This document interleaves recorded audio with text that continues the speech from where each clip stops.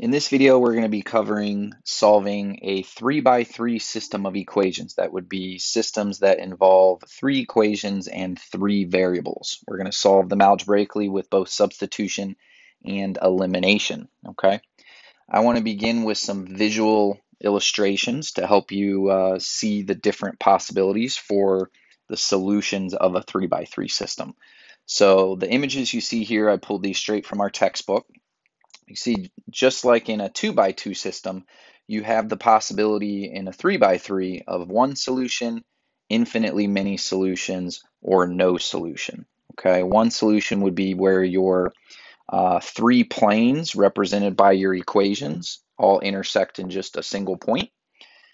Infinitely many solutions, that could be a couple different scenarios, but what we have pictured here is the three planes all intersecting in the exact same line.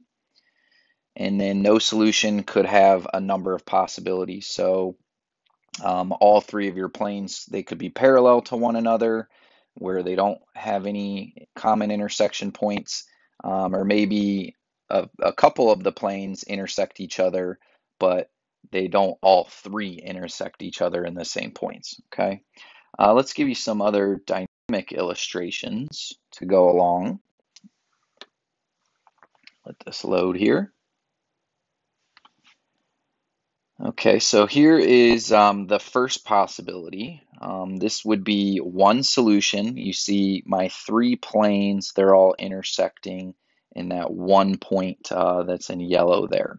Okay, so that's one solution. This would be infinitely many solutions. All three planes are intersecting in the same line. So all points on that line would be considered solutions. This would also be infinitely many solutions. It looks like there's one plane, but we're actually considering all three planes to be the same. So infinitely many solutions are shared. No solution. The three planes are all parallel to each other, so obviously no common intersection points.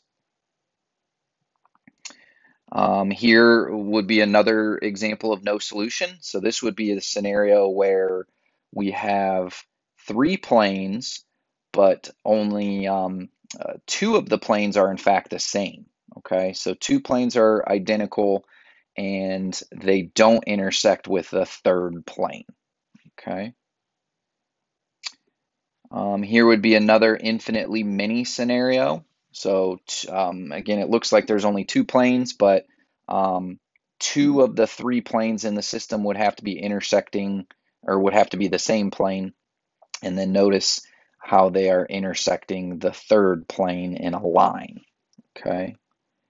And then final example, this is another no solution. So while all three planes intersect one another, they don't intersect in common points. Okay, so those are all the different scenarios that could come up. All right, so let's go back and into some examples. Okay, so these are kind of the rules that you want to follow when you're trying to solve a 3x3 system algebraically. So the first goal is to use substitution and or elimination to create a 2x2 system. You want to take it from a 3x3, three equations with three variables, down to two equations and two variables, okay? Once you get there, you're going to solve that 2x2 system just like you normally would. And then after you've solved the 2x2 system, you use the solutions from that system to find your remaining value, your third and final value, okay? So here we have a classic 3x3 system. We're going to solve this one by substitution first, okay?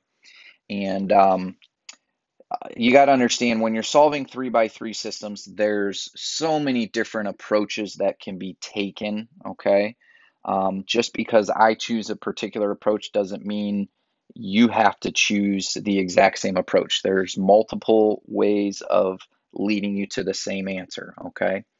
So if I'm using substitution to solve this particular system, I'm going to take one of my equations that has a variable with a coefficient of 1, and I'm going to solve for that variable first. So I'm going to choose to do that for y in the middle equation.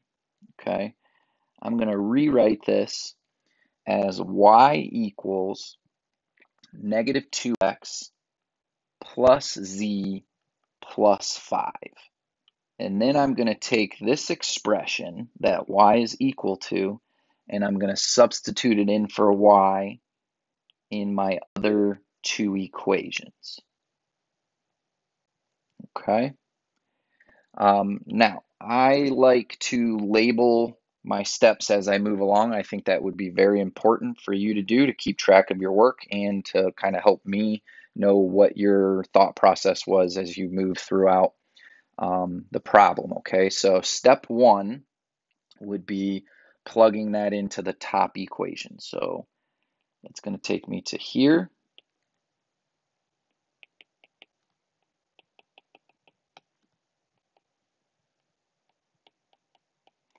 And notice by plugging that in, I've taken the equation from having 3 variables to now it only has 2 variables. And I'm going to simplify this as much as I can by distributing that 3 in.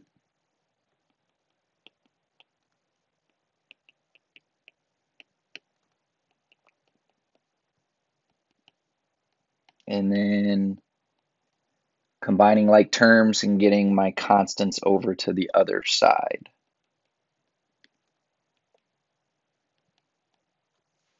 Okay. So that takes care of step one. Now I'm going to do the same thing in step two, except now I'm plugging that expression that's circled in red in for the bottom equation. Okay.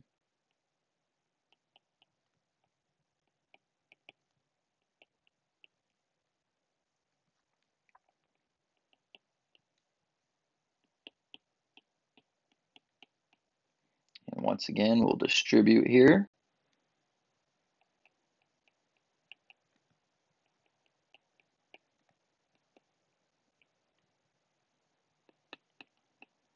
Okay, combine my variables and get my constants over to the other side.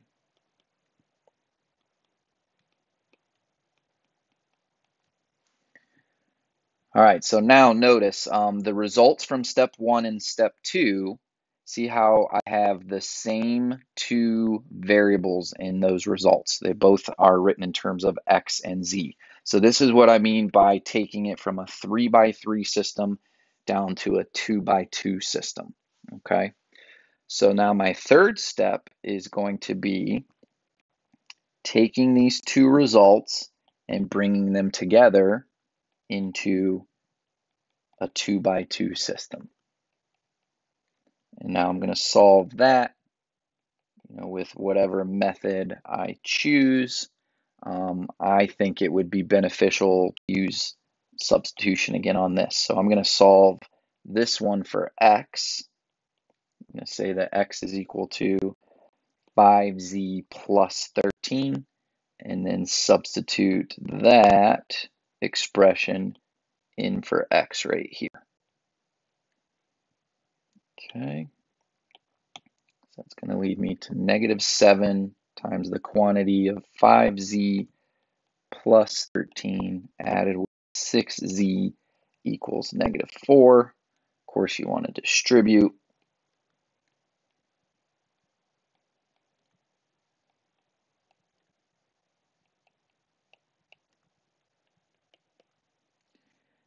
And then you're going to get your z's together.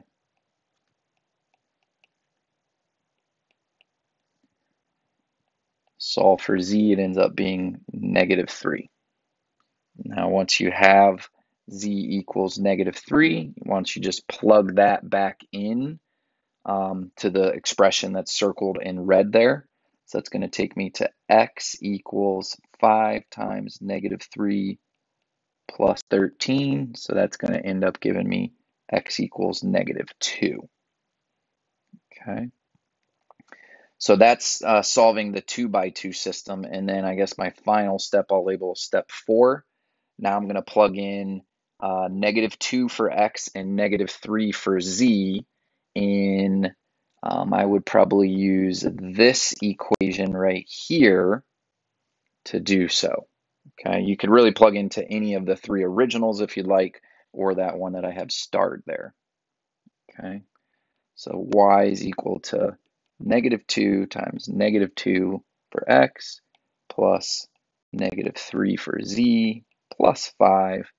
So that's, of course, 4 minus 3 plus 5, which is 6. All right, so I put this all together and I say my solution is the point of -2 for x, 6 for y, and then -3 for z. Notice how I'm writing my solution as an ordered triple. Okay. All right, so now let's move into example 2. And you'll notice I have the exact same system. I just now want to solve it with the method of elimination instead. Okay, just to show you how both methods can be used.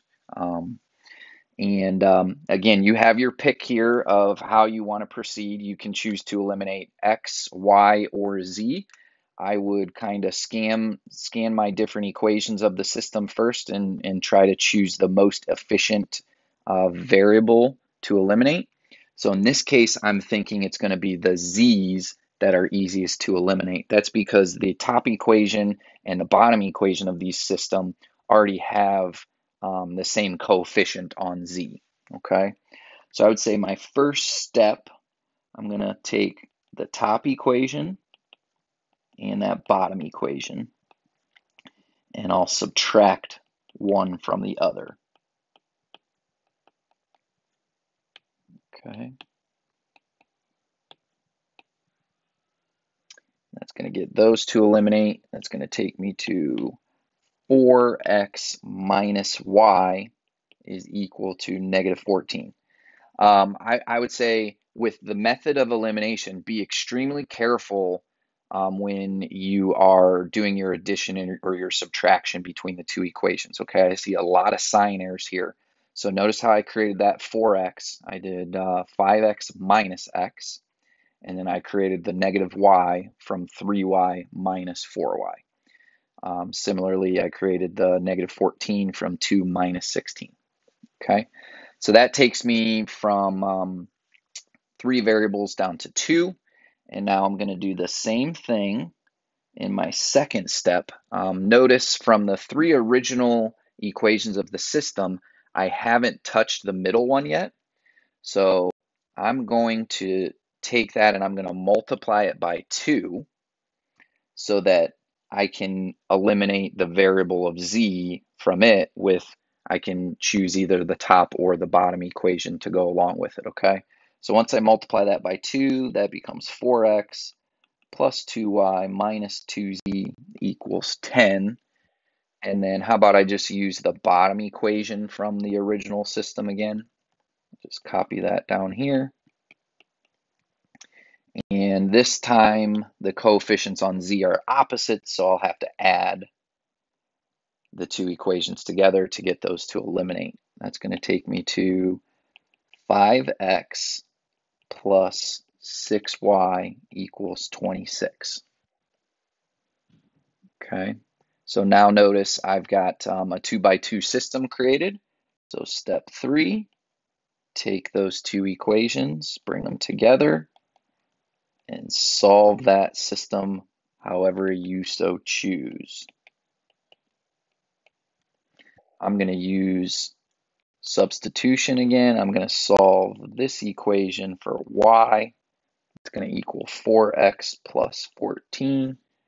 And I will plug that in for y down here. So 5x plus 6 times the quantity of 4x plus 14 is equal to 26. I'm going to distribute my 6 here.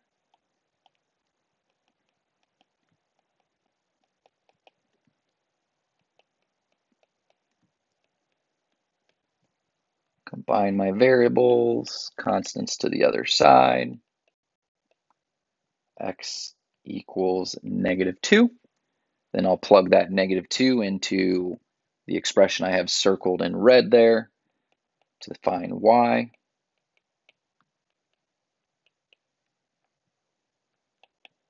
It's of course giving me -8 plus 14, which is 6 for y.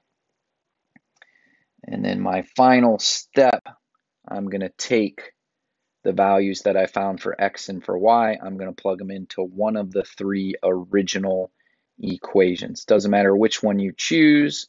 I guess I'll choose, let's see, I guess I'll choose the middle equation, 2x plus y minus z equals 5.